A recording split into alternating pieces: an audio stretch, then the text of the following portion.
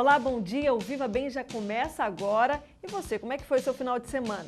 Exagerou um pouco na alimentação, se esbaldou demais? Então vamos retomar a postura, tá? E melhorar um pouco a nossa semana adquirindo boa postura alimentar, muita qualidade de vida, porque o nosso desejo é que você viva bem sempre. Então fique ligado com a gente até às 7 da manhã. Veja o que nós preparamos no programa de hoje. Hoje tem o quadro Dica de Blog. A blogueira Flávia Batista conversa com a esteticista sobre design de sobrancelhas. Páscoa chegando e o alerta para não exagerar nos chocolates. O Viva Bem começa agora com o melhor conteúdo sobre qualidade de vida para você. Você sabe qual é o melhor formato de sobrancelha para o seu rosto? Pois é, apesar da tendência hoje ser mais comprida, uma sobrancelha um pouquinho mais grossa, você tem que saber se realmente ela se adequa ao seu rosto. Essa é a dica da blogueira Flávia Batista no quadro Dica de Blog.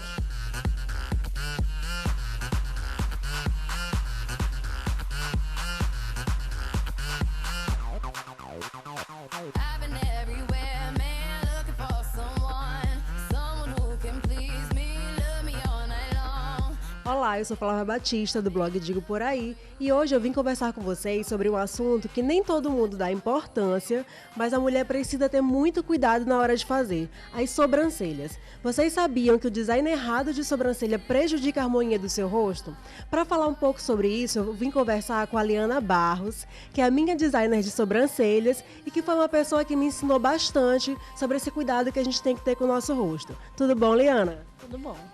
Liana, fala um pouco pra gente sobre a importância do design de sobrancelha. De extremamente importante. É muito. Geralmente as pessoas elas gostam de fazer de qualquer maneira, em qualquer lugar.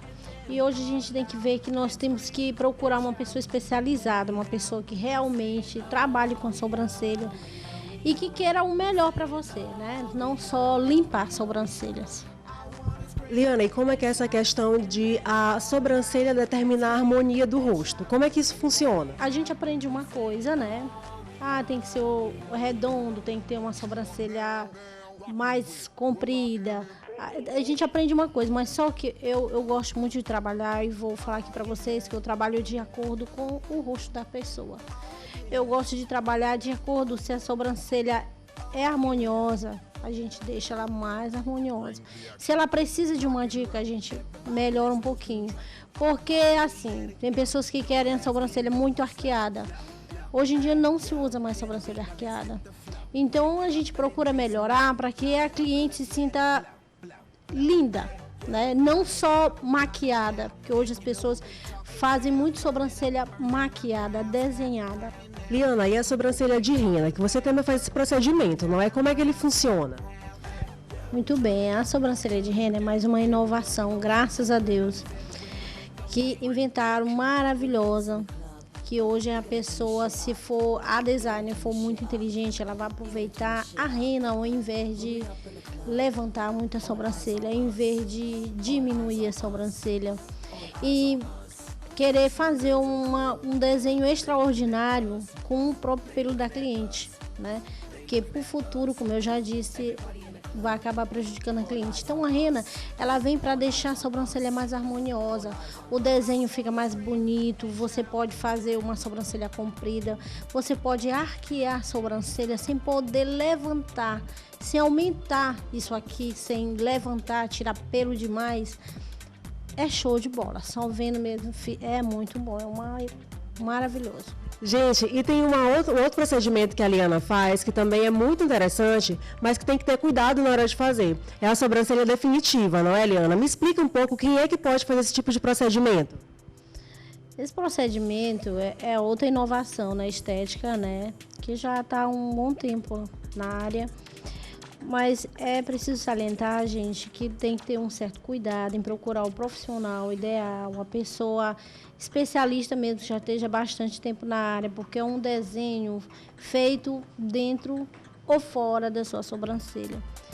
E o futuro, como sempre eu falo isso, o futuro é uma coisa a se pensar. Será que você não vai se arrepender? Então procure um profissional bom, porque... Por exemplo, falhas, cicatrizes, E outras coisas que na sobrancelha existem, que precisa fazer uma definitiva, é muito bom. Mas precisam de um especialista muito bom, porque você não pode se arrepender, é para toda a vida. Liana, e qual tipo de desenho de sobrancelha que a mulher deve evitar usar? A sobrancelha fina. Por quê? Porque hoje não se usa mais. E outra, com o tempo, com a idade, você deixa de ter sobrancelhas. Tem muitos clientes que chegam aqui, estava na moda antigamente a sobrancelha fina e por isso minha sobrancelha é fina. Eu tenho todo um cuidado do mundo em colocar rena, em desenhar, em fazer isso para que ela possa voltar a ter o que tinha. Mas infelizmente não tem condições de acontecer isso. Melhora, mas voltar ao que era antes não volta mais. Então a sobrancelha fina, hoje em dia, além dela não estar na moda, ela não é bacana, ela vai te trazer problemas, você vai ter uma sobrancelha muito feia. Feia mesmo, viu, gente?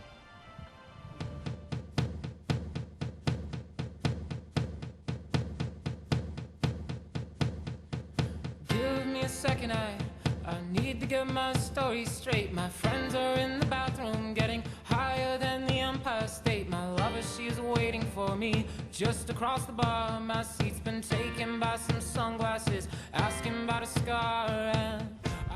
Bem, vocês viram que a Liana acabou de fazer o procedimento do design de sobrancelhas em mim e ela vai contar agora pra gente o que foi exatamente o que ela fez. Liana, como é que foi o design das minhas sobrancelhas? Eu usei um procedimento muito fácil, muito bom, que vocês devem e podem usar em sua casa. Eu apenas redesenhei a sobrancelha com uma maquiagem facílima, que vocês podem achar em qualquer lugar. Fiz uma sobrancelha harmoniosa, comprida e bem grossa, que é o que realmente hoje está na moda.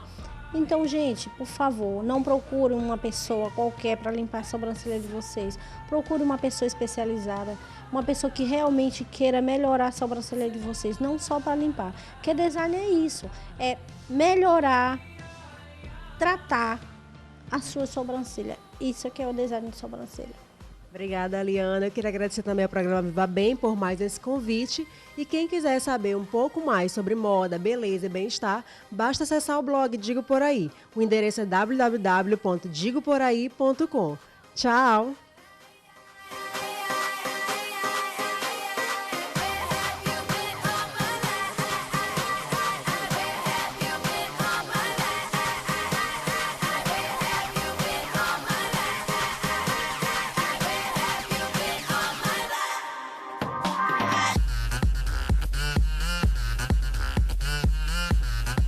Muito obrigada, Flávia Batista, e a gente espera você de volta com novas dicas pra gente.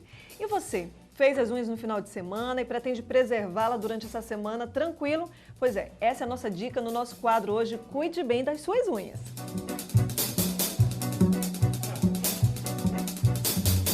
Hidrate as mãos e use a cera nutritiva por cima do esmalte. Faça uma dieta rica em cálcio, proteínas e alimentos com vitamina A. Dê folga às suas unhas pelo menos uma semana sem esmalte. E quando pintar, sempre varie as cores, já que as escuras deixam as unhas amareladas. E para deixá-las fortes e saudáveis, é sempre bom lixar e polir as unhas. E como estão os preparativos para a Páscoa? Eu sei que vai ter muito chocolate, né? Não tem como evitar. Bom, mas a gente vai fazer uma série de orientações para vocês em casa, tanto para crianças, quanto adultos e idosos, quanto ao consumo de chocolate. Porque o bom, gente, é evitar os exageros. Mas essas dicas só depois do intervalo com o nutricionista André Paixão. Não saia daí!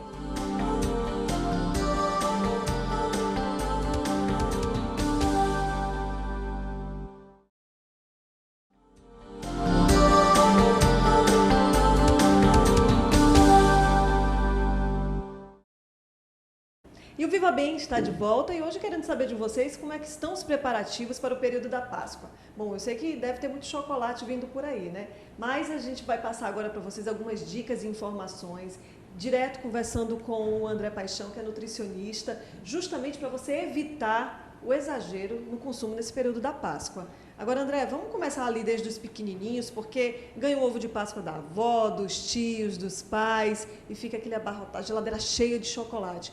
Há um risco muito grande, principalmente para as crianças também. Por quê? Porque o consumo exagerado do chocolate nessa época do ano é prejudicial, tendo em vista que vai aumentar o consumo calórico dessa criança, além dos prejuízos que ele vai ter com relação à dentição, à cárie, etc.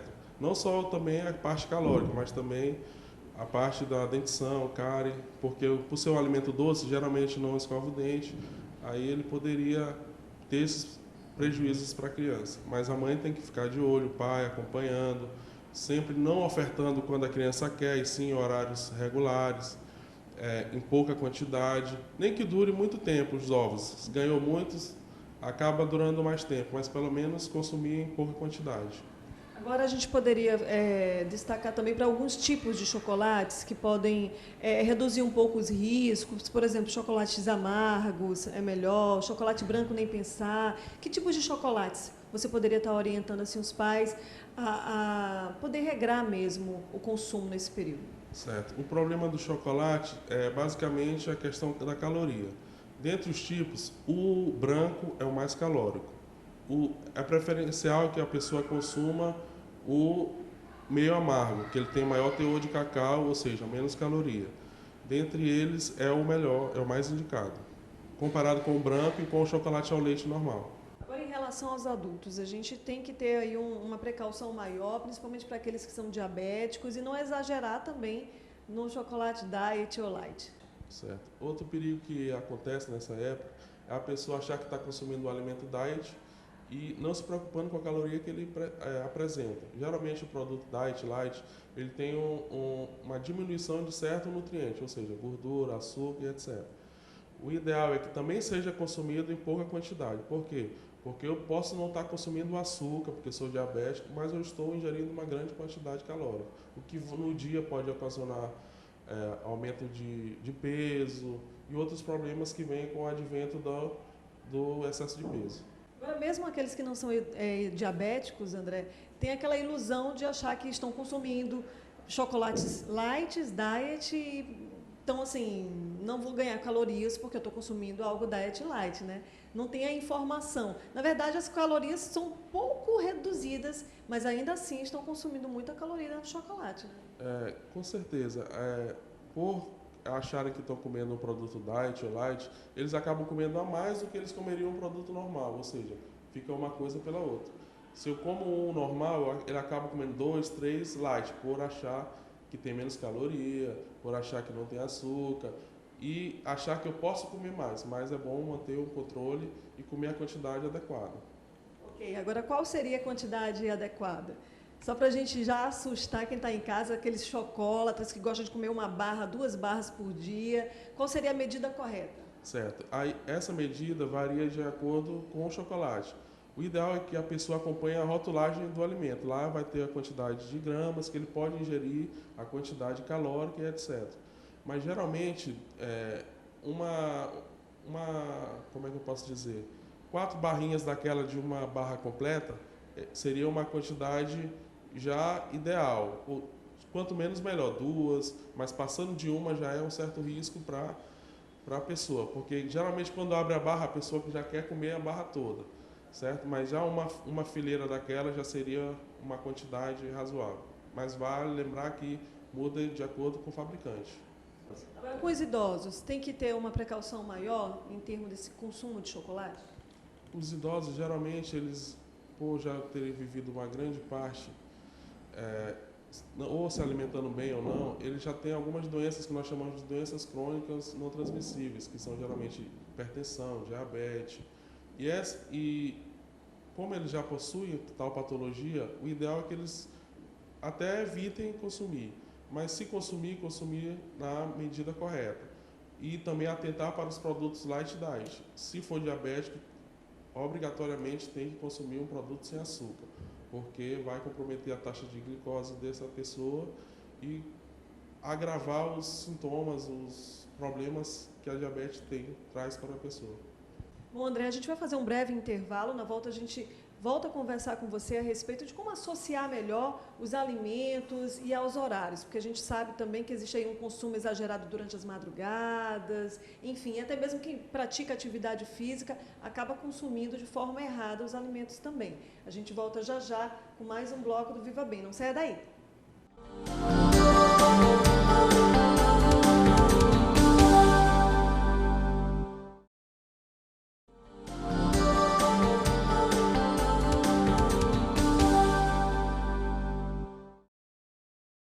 O Viva Bem está de volta, estamos conversando com o nutricionista André Paixão, que vai dar outras dicas importantes para a gente agora, principalmente associar o alimento a alguns determinados horários, como por exemplo, de madrugada. Quem chega da balada, tarde da noite e acaba exagerando naquela comida pela madrugada, às vezes até lanchando mesmo fora, um sanduíche muito pesado, é algo muito pesado para o organismo. É muito prejudicial, André? É sim, por quê? Porque o nosso organismo ele tem que ter um determinado tempo para sua digestão. O ideal é de 2 a 3 horas. Quando a pessoa vai numa balada, vai numa festa, acaba gastando muita energia, por isso tem a fome. É necessário comer, mas que ela faça um intervalo antes de dormir. Por exemplo, eu cheguei da balada, comi, aí dou um intervalo de 2 horas mais ou menos para poder o organismo fazer parte da digestão. Porque se eu for me deitar logo, imediatamente após o consumo do alimento, eu posso ter problemas gastrointestinais, como refluxo e outros problemas com o uso contínuo desse hábito, como gastrite, etc. Até mesmo a úlcera, de acordo com o uso contínuo desse hábito. Então, o ideal é que a pessoa dê um intervalo maior para o organismo fazer parte da digestão. Agora, André, quem realmente tem esse comportamento de chegar tarde, pela madrugada, o que seria mais indicado? Que tipo de refeição ele poderia ingerir pela madrugada para evitar justamente esse tipo de problema? De preferência, seriam os alimentos de absorção mais rápida, que são os carboidratos. De preferência também de forma líquida. Por quê? Porque o meu organismo vai absorver todos os nutrientes que ele tem que absorver rapidamente. Evitar a questão de proteína, feijão, carne. Por quê? Porque esses alimentos eu vou levar um certo tempo para que eles sejam digeridos pelo meu organismo. Ou seja, prejudicando a pessoa dormir direito e tendo problemas até mesmo de insônia e etc. Que tipo de carboidrato, por exemplo? É algum suco, alguma vitamina? Certo. Os carboidratos mais fácil de absorção são encontrados nas frutas. O ideal é que façam sucos, por quê? Porque o carboidrato na forma líquida ele é absorvido rapidamente. Se eu tenho uma fruta, o ideal é que eu faça o suco, mas se eu não posso, a fruta também ele vai ter absorção rápida, comparado com arroz, comparado com a carne, com o feijão, que geralmente quando a pessoa faz esse tipo tem esse hábito, ele acaba consumindo esses alimentos, certo? Ou consumindo pão, consumindo a questão do hambúrguer, aquelas coisas mais pesadas que têm um determinado tempo de digestibilidade. Bom, André, diga pra gente que tipo de receitas poderia ajudar na digestão para quem volta para casa na madrugada. A receita que poderia ajudar bastante seriam os sucos, de preferência os ricos em vitamina C. Por quê? Porque ele, além de ser de fácil digestibilidade, ele tem outros nutrientes que acabam ajudando a pessoa até se recuperar dessa balada que ele foi. No caso, pode ser um suco de laranja, um suco de acerola, até mesmo maracujá, são ideais para a pessoa repor as energias, além de estar repondo também o líquido que ele perdeu, com certeza, nessa balada, nessa festa. Se ele não quiser o suco ou só comer uma fruta, qual a sugestão? Aí, no caso das frutas, poderia entrar banana, pera e maçã, que tem os carboidratos mais simples e de fácil digestibilidade. E também alguns pães, de preferências integrais, que tenham bastante teor de fibra também. Fácil digestibilidade também. Ok, André, muito obrigada pela sua entrevista aqui no Viva Bem. Eu queria que você desse um último recado aos nossos telespectadores para maneirar aí nesse período da Páscoa, principalmente com o chocolate ou com outras guloseimas também que esse período traz para a gente. Certo. Vale lembrar que esse período é um período mesmo que as pessoas consomem mais o chocolate. Tem que estar de olho, que o chocolate é um produto industrializado, além do açúcar ele tem sódio, ele tem outros nutrientes que acabam prejudicando com o uso excessivo. E o ideal é que coma a quantidade indicada no rótulo de cada alimento. Nem que dure mais tempo, mas que se faça essa observação importante. Bom, André, muito obrigada pela sua presença aqui no Viva Bem. Foram ótimas as informações e bem esclarecedoras também. Então, você maneira em casa também nesse período da Páscoa, tá ok? E o Viva Bem fica por aqui. Eu desejo a todos um ótimo dia de muita tranquilidade, muita paz. E a gente volta amanhã a partir das 6h30. Não perca mais uma edição do Viva Bem. A gente se vê.